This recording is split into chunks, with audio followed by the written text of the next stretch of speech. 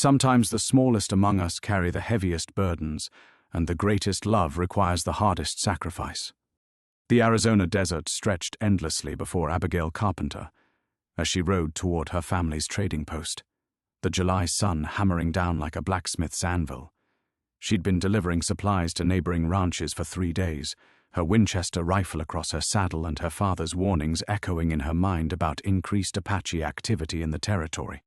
What she didn't expect was to crest the ridge and see smoke rising from their compound, or the war party of painted warriors circling like vultures around everything she held dear. As Abby spurred her horse toward the chaos, time seemed to slow.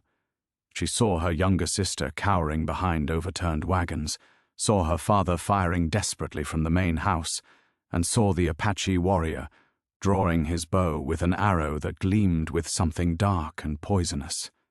That arrow was meant for her heart. She could see it in the warrior's eyes, could feel death reaching across the desert air. But then, impossibly, a child appeared, a boy no bigger than a 10-year-old, dressed in ancient buckskins, stepped directly into the arrow's path. The child took the arrow meant for her and collapsed. But when Abby blinked through her tears of horror and gratitude, he was gone. Who was this mysterious guardian? And why did saving her life seem to be worth his own? Before we jump back in, tell us where you're tuning in from, and if this story touches you, make sure you're subscribed, because tomorrow I've saved something extra special for you. The silence that followed the boy's disappearance felt heavier than the gunfire that had preceded it. Abby's mare danced beneath her, spooked by the acrid smell of gunpowder and something else, something ancient and otherworldly that seemed to cling to the very air where the child had vanished. The Apache warriors had pulled back, their horses wheeling in confused circles as they searched the ground, where their quarry should have fallen. Their leader, a lean man with lightning bolts painted across his chest, gestured sharply toward the spot where the boy had taken the arrow. He spoke in rapid Apache to his companions, his voice carrying a note of something that sounded almost like respect, fear. Abby's father emerged from behind the trading post's thick adobe walls, his rifle still raised, sweat cutting tracks through the dust on his weathered face. "Abby, get down here, girl." But she couldn't move. Her eyes remained fixed on the patch of red earth where drops of blood, the boy's blood, had already been absorbed by the thirsty desert soil. No body, no trace of buckskin clothing or the small moccasins she'd glimpsed. Just those few dark stains that proved she hadn't imagined the whole impossible scene. Her sister Sarah poked her head up from behind an overturned water barrel, her blonde braids disheveled and her blue eyes wide with terror. "The Apache! They're leaving!" It was true. The war party was withdrawing toward the canyon walls, but their retreat felt strange, almost ceremonial. The leader looked back once toward the trading post, and Abby could have sworn his gaze found hers across the distance. He raised his bow, not in threat, but in what looked like acknowledgement, before disappearing behind the red rocks that jutted from the desert floor like the bones of some ancient giant. Abby finally spurred her horse down the slope, her mind reeling. The Carpenter trading post sat in a natural depression, surrounded by towering sandstone formations, a strategic location that made it nearly impossible to approach unseen. Her great-grandfather had chosen this spot precisely because it could be defended, and in 30 years of operation they'd never lost a single battle with raiders or rustlers. Until today, when everything had changed because of a child who couldn't have existed. "Father!" She slid from her saddle before the mare had fully stopped, her boots hitting the packed earth with a soft thud. "Are you hurt?" James Carpenter lowered his rifle and pulled his eldest daughter into a fierce embrace. "Thanks to you showing up when you did. Thought we were goners for sure." He held her at arm's length, studying her face. "But how'd you manage to spook them? One minute that warrior had a bead on you, the next they were backing off like they'd seen a ghost." Abby opened her mouth to tell him about the boy, then closed it again. How could she explain something she didn't understand herself? I'm not sure. Maybe they saw my rifle and decided the fight wasn't worth it." Sarah appeared at her elbow, her face still pale but her spirit already returning. At 22, She possessed the same stubborn carpenter backbone that had carried their family through drought, disease, and a dozen conflicts with various tribes. "That warrior wasn't afraid of your rifle, Abby. I saw his face when he drew that bow. He meant to kill you, sure as sunrise. Then something changed. Something made him and his whole party retreat like the devil himself had shown up. The devil, or an angel." Abby glanced again at the blood-stained ground, her heart hammering against her ribs. The boy had been so small, so fragile-looking. Yet he'd moved with purpose, throwing himself into the path of that poisoned arrow without hesitation. The image of his dark eyes, old eyes in a young face, would be burned into her memory forever. "Well, whatever happened, we need to be ready in case they come back," their father said, scanning the canyon walls with the practiced gaze of a man who'd spent 3 decades reading the desert for signs of trouble. "Abby, help me check the perimeter. Sarah, inventory the supplies and see what got damaged." As they walked the familiar boundaries of their home, Abby found herself studying the ground with new intensity. The trading post had been her world for 28 years. Every rock, every scrub brush, every ancient petroglyph carved into the nearby canyon walls was as familiar as her own reflection. But now she wondered what else she might have missed, what other secrets the desert kept hidden beneath its harsh beauty. "There," she said suddenly, pointing to a cluster of petroglyphs on the eastern wall. "Father, have you ever really looked at those rock carvings?" He squinted against the afternoon glare. "Course I have. Apache symbols, mostly. Some older ones, too, probably Anasazi. Why?" But Abby was already moving toward the wall, drawn by something she couldn't name. Among the familiar spirals and hunting scenes, one image seemed to pulse with new meaning. A small figure, arms outstretched, standing between what looked like danger and a group of people. A protector, a guardian, a boy. "Abby, you coming?" Her father's voice seemed to come from miles away, though he stood only a few paces behind her. She pressed her palm against the rough sandstone, tracing the outline of the carved figure with trembling fingers. The petroglyph was ancient. She could tell by the way the desert varnish had darkened the carved lines, yet the image felt startlingly fresh, as if someone had chiseled it yesterday. "This one's different," she murmured, more to herself than to him. "Look at the way it's positioned, always between the other figures and whatever's threatening them." James moved to her side, his weathered hand shading his eyes as he studied the rock art. "Your great-grandmother was always going on about these carvings, spent hours out here sketching them into that journal of hers, said they told stories if you knew how to read them." "Great-grandmother's journal?" Abby turned to face him, suddenly alert. "What journal?" "Oh, that old leather thing she kept. Your grandmother packed it away after Catherine passed. Should still be up in the loft somewhere, with the rest of the family papers." He frowned at her intensity. Why the sudden interest in ancient history? Before Abby could answer, Sarah's voice carried across the courtyard.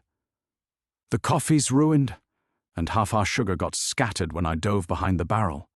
"Chumming," James called back, then touched Abby's shoulder. "We can talk about dusty old journals later. Right now we've got more pressing concerns." But as they walked back toward the trading post's main building, Abby found herself cataloguing everything she stood to lose if the Apache returned in greater numbers. The thick adobe walls her great-grandfather had built by hand, mixing mud and straw until his fingers bled. The wooden shutters her father had crafted to withstand both bullets and sandstorms. The carefully tended garden where Sarah coaxed vegetables from the stubborn desert soil, their only source of fresh food for 50 miles in any direction. And the people, God, the people. Sarah with her infectious laugh and her dreams of one day seeing San Francisco. Their father, whose quiet strength had held their small world together after their mother died of fever 8 years ago. Even their handful of regular customers had become like family. Old Pete, who brought his furs down from the high country twice a year, Maria Consuela, who traded pottery for supplies, the occasional cavalry patrol that stopped for coffee and news. This wasn't just a trading post. It was a lifeline, a beacon of civilization in a landscape that could kill the unprepared without mercy. And it was hers to protect now, had been ever since she'd proven herself the best shot in the family and the most skilled at reading the desert's moods. But protecting it had always meant understanding the dangers: drought, flash floods, the occasional bandit or hostile war party. It had never meant mysterious children who appeared from nowhere to take poison arrows meant for her heart. Inside the post's main room, Sarah was already sweeping up scattered goods while their father checked the rifle rack for damage. The familiar routine of recovery and repair should have been comforting, but Abby felt restless, incomplete. She kept glancing toward the loft ladder, thinking of that journal moldering away in the darkness above. "I'll check the water barrels," she announced, needing an excuse to be alone with her thoughts. The barrels stood against the building's north wall, their precious contents thankfully intact. But as Abby tested each one for cracks or leaks, her mind wandered to the boy's face, so young, yet somehow ageless, and those eyes. They'd held knowledge no child should possess, a weariness that spoke of experiences beyond imagining. Who was he? Where had he come from? And why had he saved her? The questions gnawed at her as she completed her inspection. In her 28 years, she'd learned to trust her instincts about the desert and the people who moved through it. But her instincts had no framework for what she'd witnessed today. The boy had moved like smoke, disappeared like morning mist, yet his blood had been real enough to stain the earth. "The barrels are fine," she called as she rejoined her family. Sarah had restored some order to the scattered merchandise, while their father was reinforcing the bar across the main door. "Good," he said without looking up. "We'll need every drop if we're going to wait out whatever's coming next." But Abby wasn't thinking about water anymore. She was thinking about that journal, about the stories her great-grandmother had supposedly found written in stone, about a small figure with arms outstretched, standing guard across the centuries. As the sun began its descent toward the western canyon rim, painting the sandstone walls in shades of gold and crimson, Abby made a silent promise to herself. Tonight, when the others were asleep, she would climb to the loft and find Abigail Carpenter's journal. She would learn what secrets her family had kept hidden in the darkness above their heads, because somehow she was certain those secrets held the key to understanding the boy who'd saved her life. The hours crawled by with agonizing slowness. Supper was a quiet affair. Beans and hardtack washed down with bitter coffee, the three of them jumping at every sound from the canyon walls. Sarah retired early, claiming exhaustion, though Abby caught her sister checking the rifle by her bedside twice before finally settling under her quilt. Their father made his rounds, testing locks and shutters with methodical precision before taking up his customary position in the chair by the front window, his weathered hands cradling his rifle. Abby lay on her narrow bed, fully clothed, listening to the familiar symphony of the desert night. Coyotes called from distant ridges. An owl hooted from somewhere high in the canyon walls. The trading post's adobe walls creaked as they cooled from the day's heat. And underneath it all, barely audible, came the soft whistle of her father's breathing as sleep finally claimed him. She waited another hour, until the moon had climbed high enough to send silver light through her small window. Then, moving with the careful silence of someone who'd spent years tracking deer through mountain forests, Abby crept from her room and approached the ladder to the loft. The rungs felt rough against her palms, worn smooth by decades of use. Above her head, the loft stretched into shadows that seemed to swallow her lantern's feeble glow. Storage trunks and wooden crates clustered in the corners, along with furniture draped in dust sheets and the accumulated detritus of 3 generations. But it was the trunk in the far corner that drew her attention, the one marked with her great-grandmother's initials CEC, carved deep into the dark wood. Catherine Elizabeth Carpenter, who'd come west with her husband in 1820 and helped establish the trading post when Arizona was still Mexican territory and Apache raids were as common as sunrise. The trunk's hinges groaned as Abby lifted the heavy lid, releasing the scent of lavender and old paper. Inside, carefully wrapped in oilcloth, lay stacks of documents, daguerreotypes, and personal effects. Her fingers found the journal almost immediately, a leather-bound volume, its covers worn soft by countless handlings. Catherine's handwriting was spidery but legible, the ink faded to brown with age. Abby settled cross-legged on the dusty floor and began to read, her heart hammering as the first entries painted a picture of frontier life in stark, unflinching detail. May 15th, 1823, the Apache came at dawn, 20 warriors painted for war. I thought surely we would die, all of us, with Edmund away trading in Santa Fe and only young Thomas to help defend the post. The children were screaming. My hands shook so badly I could barely load the rifle. Then I saw him, a boy, no taller than my youngest, dressed in buckskins that seemed to shimmer in the morning light. He appeared from nowhere, threw himself between me and a warrior's raised tomahawk. The blade should have split his skull. Instead, he caught it barehanded, and the warrior stepped back as if burned. The Apache left without taking so much as a cup of flour, but when I turned to thank the boy, he was gone. Only a few drops of blood on the stones to prove I hadn't dreamed it all. Abby's hands trembled as she turned the page. The journal contained dozens of similar entries, scattered across decades. Each one described the same impossible child appearing at moments of mortal peril, always saving the Carpenter women, always vanishing like smoke. June 3rd, 1831. He came again today. Sarah Ann had wandered too close to the canyon rim, chasing that spotted cat of hers. The rattlesnake would have struck true. I saw its head drawn back, ready to bite. But the boy was there first, his small hand closing around the serpent's neck. When I blinked, both child and snake had vanished. July 20th, 1845. I am too old for such mysteries, yet there he stood again, unchanged by the 22 years since first I saw him. A flash flood had trapped me in the wash, the water rising faster than I could climb. I felt his hands on my arms, lifting me to safety with strength no mortal child should possess. His eyes, God help me, his eyes held such ancient sadness. What manner of creature saves us again and again, asking nothing in return? The final entry made Abby's blood turn to ice water in her veins. October 10th, 1847. I am dying. The fever has me, and I know I will not see another sunrise. But I must record this last thing, this warning for the women who come after me. The boy appeared tonight, standing at my bedside like death's own messenger. He spoke for the first time in all these years, his voice like wind through autumn leaves. The debt passes to the next generation. It always does. Tell them to beware the day when blood calls to blood, when the ancient compact must be fulfilled. Tell them the choice will come, and they must choose wisely. I do not understand his meaning, but I know it is important. May God forgive us all for whatever bargain our blood has made. Abby closed the journal with shaking hands, her mind reeling. A debt that passed between generations, an ancient compact. The same ageless boy who'd saved her life today had been protecting Carpenter women for over 60 years. But protection always came with a price.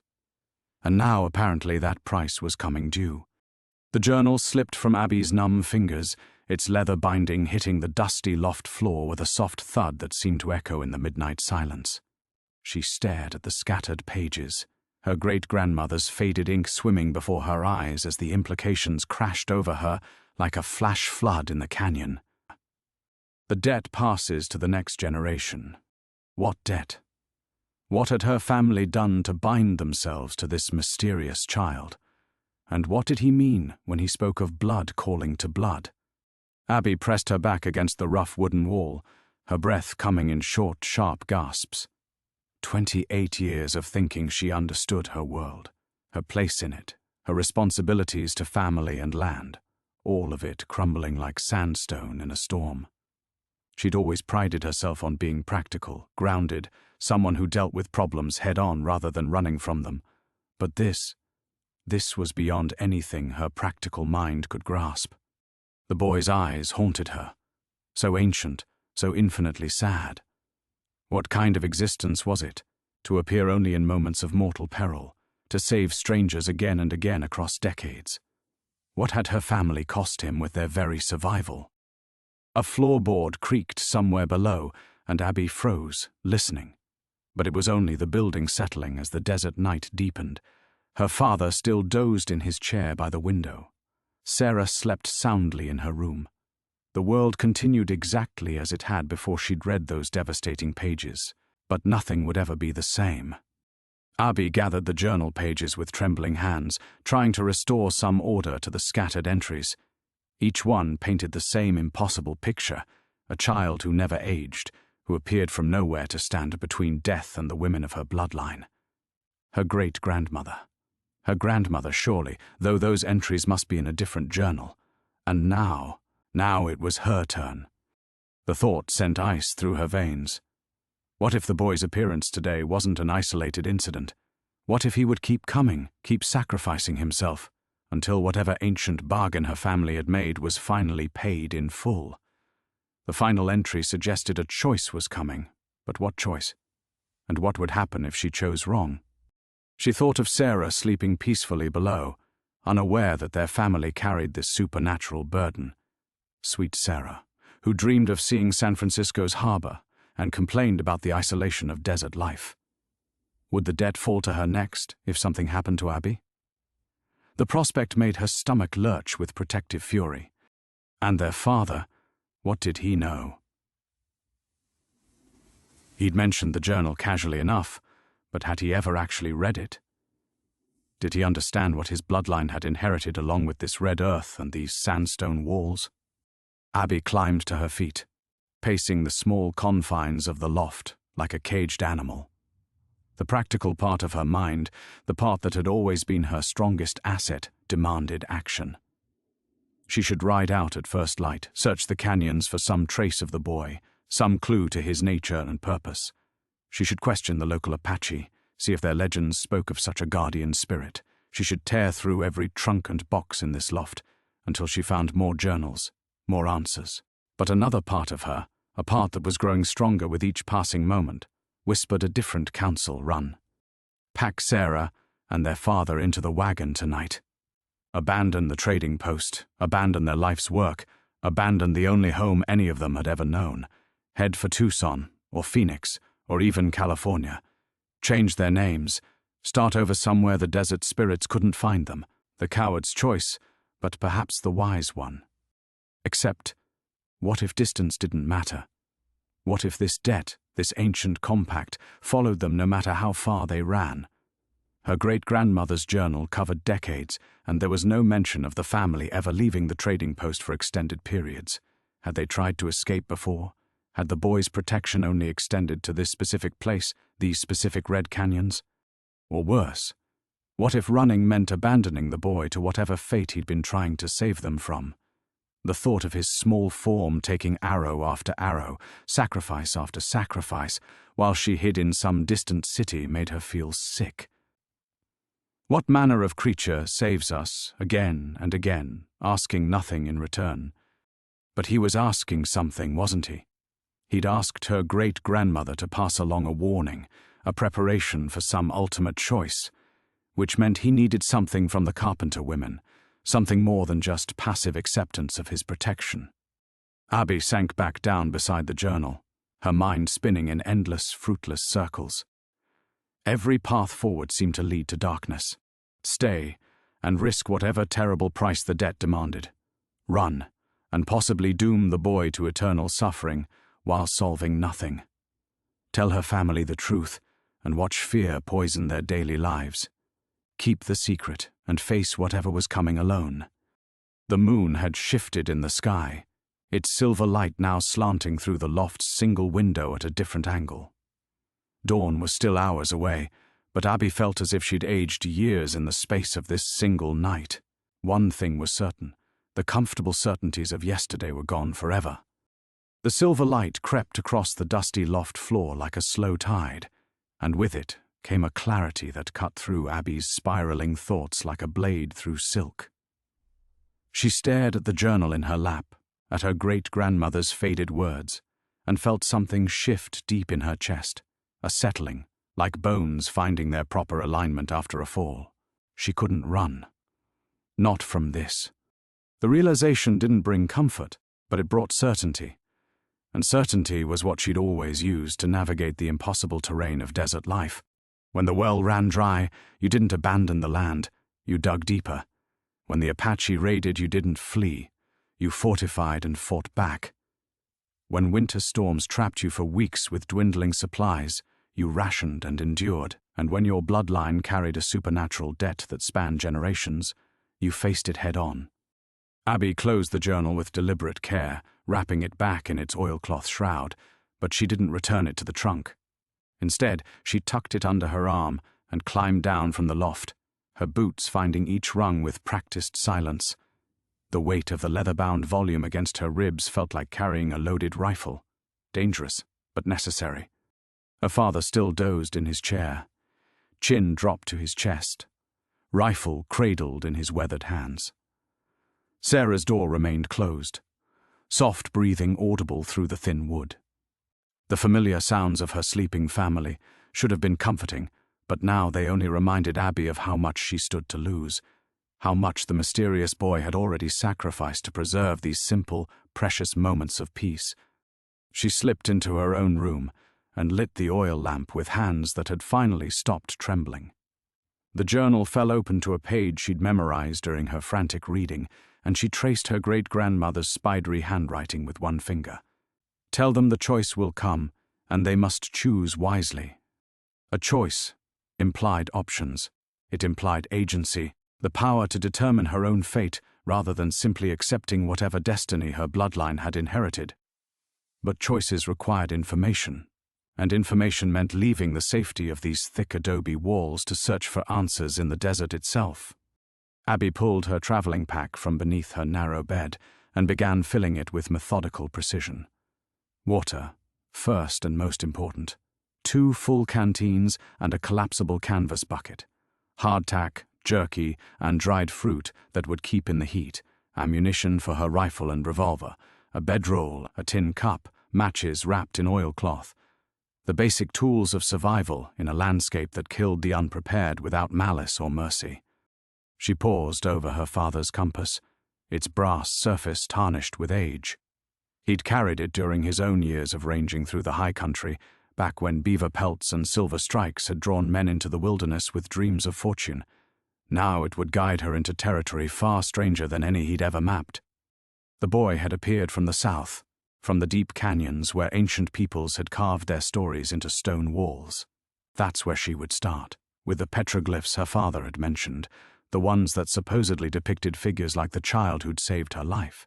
If her family's supernatural guardian had been protecting Carpenter women for over 60 years, perhaps the local tribe's oral histories held older truths, older warnings. And if not, well, she'd learned long ago that the desert revealed its secrets only to those brave enough to ask the right questions in the right places. Abby strapped her rifle across her shoulders and checked her revolver's cylinder by lamplight. 6 bullets, each one loaded with the care her father had taught her since childhood. Not much protection against spirits and ancient compacts, but enough to handle more mundane dangers: rattlesnakes, mountain lions, the occasional bandit who thought a lone woman made easy prey. Let them think that. She'd buried 3 men who'd made similar assumptions, and their bones were feeding coyotes somewhere in the high country.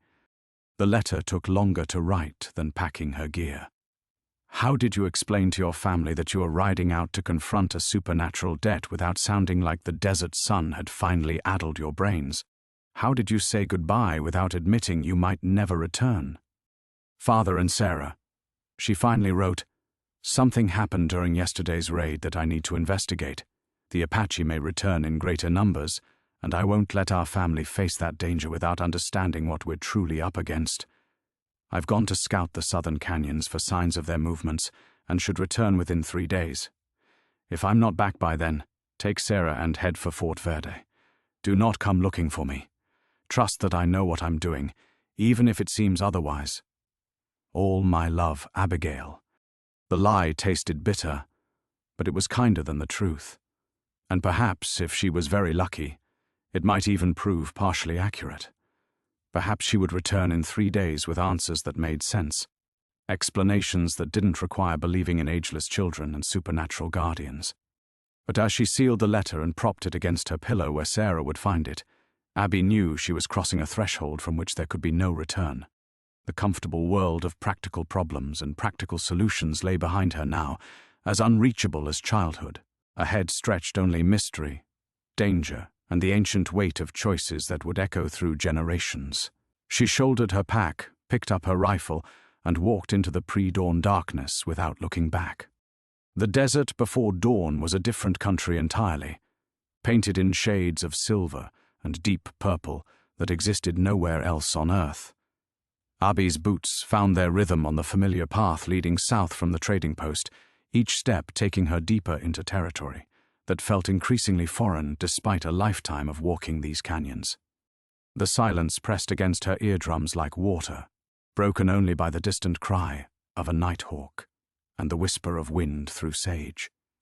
No Apache war cries, no supernatural guardians materializing from shadows, just the vast, indifferent wilderness that had shaped 3 generations of carpenter women into something harder than the sandstone beneath their feet. But as the first pale hint of dawn touched the eastern rim, Abby began to notice things that should have been familiar yet somehow weren't. A Joshua tree that seemed to lean at an impossible angle, its twisted arms pointing toward a canyon she'd never explored. Petroglyphs on a boulder she'd passed 100 times before, but which now caught the light in ways that revealed details previously hidden in shadow. Or perhaps she was simply seeing with different eyes now that she understood what she was looking for.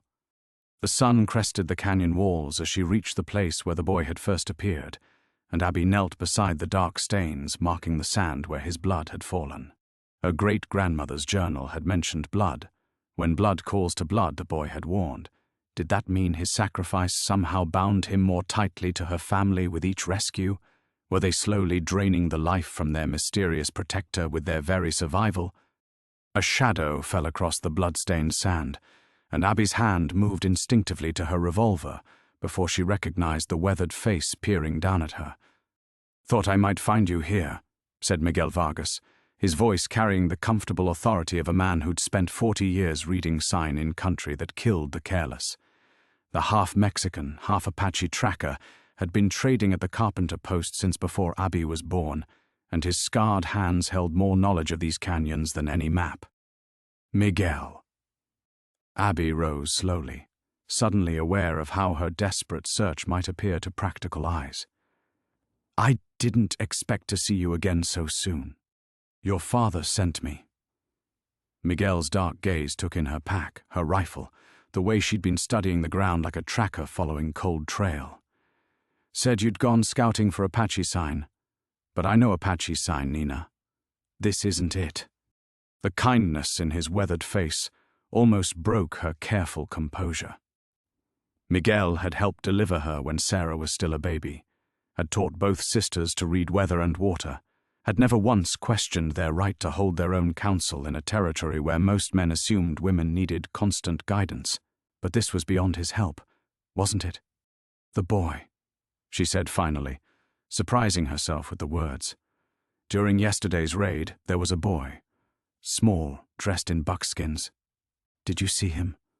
Miguel's expression didn't change, but something shifted behind his eyes, a recognition, perhaps, or resignation. "Come," he said after a long moment. "There are things you need to see, things your family should have been told long ago." He led her deeper into the canyon system, following paths that seemed invisible, until he revealed them with subtle gestures toward handholds carved into living rock, toward narrow passages hidden behind fallen boulders. This wasn't country for casual travel. Every step required commitment, demanded trust in knowledge passed down through generations. "My grandmother's people called him El Niño de las Sombras," Miguel said as they climbed. "The shadow child. But he's older than Spanish words, older than Apache memories. The petroglyphs here—" He gestured toward symbols carved deep into the canyon wall, their meanings lost to time. "Some of these stones have been marked for 1,000 years, maybe more." Abby studied the ancient artwork with new understanding. Among the familiar spirals and handprints, she began to recognize recurring patterns. A small figure standing between larger ones, always positioned protectively, always marked with symbols that suggested sacrifice. He's been protecting people for centuries, she breathed. See. But protection always demands payment, Nina. The old ones understood this. They made bargains, offered tribute, kept the balance between what is given and what is taken. Miguel's voice carried the weight of uncomfortable truths. Your people. They received protection but never learned the price. What price? Abby's throat felt desert dry despite the water she'd consumed during their climb. My great-grandmother mentioned a debt, a choice that would come. What choice? Miguel stopped before a section of wall covered in symbols more elaborate than any she'd seen before. At the center, carved deeper than all the rest, was the unmistakable figure of a small boy with arms outstretched, surrounded by what looked like falling arrows. The choice between accepting salvation, Miguel said quietly, and offering it in return. Abby stared at the ancient carving, her pulse hammering against her throat. The stone boy's outstretched arms seemed to reach across centuries, and she could almost feel the weight of all those arrows, all that sacrifice, pressing down on her shoulders like a physical burden. What does that mean? She whispered. Offering salvation in return? Miguel traced the carved symbols with reverent fingers, his calloused skin following grooves worn smooth by wind and time. The old stories say he was once human, a child who made a bargain to save his people from destruction, but bargains with the spirit world. He shook his head. They trap you in cycles that echo forever. You're saying he's been taking arrows, taking death for 1,000 years? Taking the death meant for others. But each time he saves a life, the debt grows heavier. Each rescue binds him tighter to his eternal task. Miguel's dark eyes found hers, until someone chooses to break the cycle. The implications crashed over Abby like a flash flood through a narrow wash. Her great-grandmother's warning, the boy's weakening appearances, the growing desperation she'd sensed in his ancient eyes. It all formed a pattern as clear as tracks in sand. He's dying, she said, not from the arrows, but from the weight of all this protection, all this sacrifice. The old ones understood balance, Nina. What is taken must be given back. What is saved must eventually offer salvation. Miguel pointed to another section of the wall where smaller figures surrounded the boy protector. But your people forgot the old ways. They accepted the protection without understanding the cost. Abby's knees nearly buckled as the full weight of her family's debt settled on her shoulders. 60 years of rescued carpenter women. 60 years of supernatural intervention saving them from Apache raids, flash floods, rattlesnake bites, all the countless dangers that claimed other settlers, and through it all, a spirit child growing weaker, more desperate, more trapped in an endless cycle of sacrifice. How do I break it? The words came out raw, urgent. How do I save him? Miguel was quiet for so long that Abby began to fear he wouldn't answer. When he finally spoke, his voice carried the weight of old sorrows. The same way he saved your people, through sacrifice, through taking the burden willingly upon yourself. What burden? His burden, the eternal watch, the endless protection. Miguel's weathered hand settled gently on her shoulder. The stories say the cycle can only be broken when someone freely chooses to take the guardian's place, to become what he became, a spirit standing between the innocent and death itself. The canyon wall seemed to spin around Abby as the magnitude of the choice crashed over her. Give up her humanity, her life, her future, to become an immortal protector trapped in endless cycles of sacrifice. Watch over her bloodline, over Sarah's children and their children. From the shadows, taking death meant for others until some distant descendant made the same terrible choice. Or let the boy continue his eternal suffering, growing weaker with each rescue until he finally failed, and the protection ended forever. There has to be another way, she said desperately. Some other solution. Perhaps. Miguel's tone held little hope, but the old bargains were made with powers older than human memory. They do not bend easily to modern wishes. Abby sank to her knees before the carved wall, pressing her palms against the cool stone. The boy's image seemed to pulse with life, and for a moment she could swear she felt something reaching back, a desperate, wordless plea, that spoke of centuries of loneliness and pain. Above them, the sun climbed higher, and with it came the first whisper of wind that would soon become the day's scorching heat. In a few hours, her family would discover her letter and begin to worry. In 3 days, if she didn't return, they would flee to Fort Verde, as she'd instructed, carrying their supernatural debt into an uncertain future, unless she made the choice that would end it all. "How long do I have?" she asked, without looking away from the petroglyphs. The stories say the Guardian grows strongest during the dark of the moon, when the boundary between worlds grows thin. Miguel consulted the sky with practiced eyes. 3 nights hence. If you're going to choose, it must be then. 3 days. The same deadline she'd given her family in the letter, though she'd had no idea why that number had felt right. Some part of her had already known, already felt the pull of ancient rhythms and supernatural tides. 3 days to decide between her humanity and the boy's freedom. 3 days to choose between love and sacrifice, between accepting salvation and offering it in return. Abby closed her eyes and felt the weight of centuries pressing down on her shoulders, as heavy as the desert sun and twice as merciless. The weight of eternity settled on Abby's chest like a boulder, crushing the breath from her lungs. 3 days, 72 hours to decide whether to surrender her humanity to save a boy who'd been trapped in supernatural servitude since before her grandmother's grandmother drew breath. The choice felt impossible and inevitable. "Miguel," she whispered, her palms still pressed against the ancient stone. "What happens to my family if I take his place? Do they lose their protection entirely, or do I become their guardian?" The tracker's weathered face creased with something between pity and admiration. "You would become what he is, a spirit bound to protect your bloodline until another freely chooses to break the cycle. Your sister, her children, their children after that. All safe under your watch, and I would be alone." The words tasted like ashes. "Forever. As alone as he has been." Miguel gestured toward the carved figure whose stone eyes seemed to hold centuries of isolation. This is why the old ones called such bargains curses wrapped in blessings. A sudden crack echoed through the canyon, the sharp report of a rifle shot, distant but unmistakable. Both Abby and Miguel froze, listening.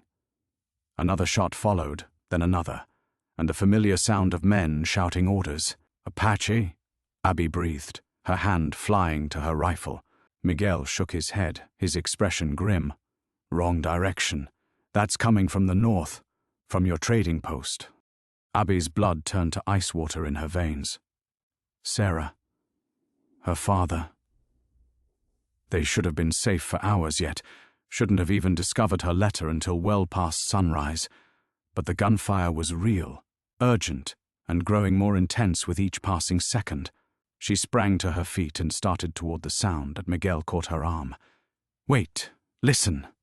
The shooting had stopped as abruptly as it began, leaving only an ominous silence that felt heavy with threat.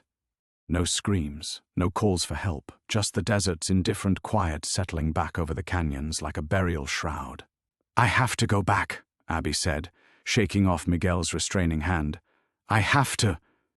The boy materialized between her and the canyon mouth with such sudden completeness that she stumbled backward, her heart slamming against her ribs.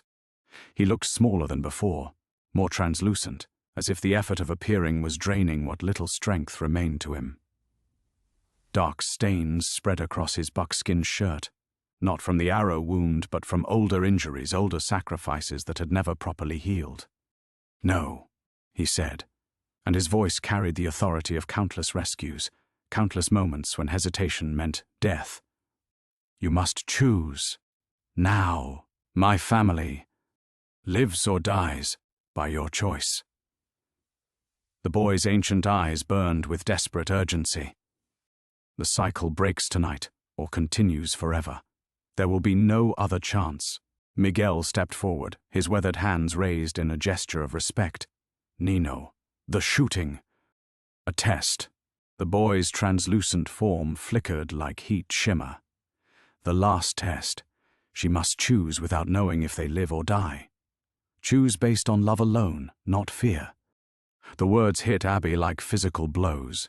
Everything she'd learned, every piece of supernatural knowledge she'd gained, had been leading to this moment, standing in an ancient canyon with a dying spirit child, demanding she surrender her humanity based purely on faith. No guarantees, no assurance that her family survived, no promise that her sacrifice would be enough. Just the terrible weight of choice, pressing down on her like the accumulated burden of 60 years' worth of supernatural debt. "How do I know you're telling the truth?" she demanded, desperation making her voice harsh. "How do I know this isn't just another manipulation, another way to trap me in your place?" The boy's expression softened, and for a moment she glimpsed the human child he'd once been, frightened, determined, facing his own impossible choice in some long-ago crisis. "You don't know. You can never know. That's what makes it sacrifice instead of transaction." The truth of it staggered her. Every rescue her family had received, every supernatural intervention that had saved a carpenter woman's life, had required this boy to make the same leap of faith, to risk everything on love alone, trusting that his sacrifice would matter even when he couldn't see the outcome. "If I refuse?" she asked quietly. "Then I continue until I fail, and when I fail, your bloodline faces whatever comes with only mortal protection."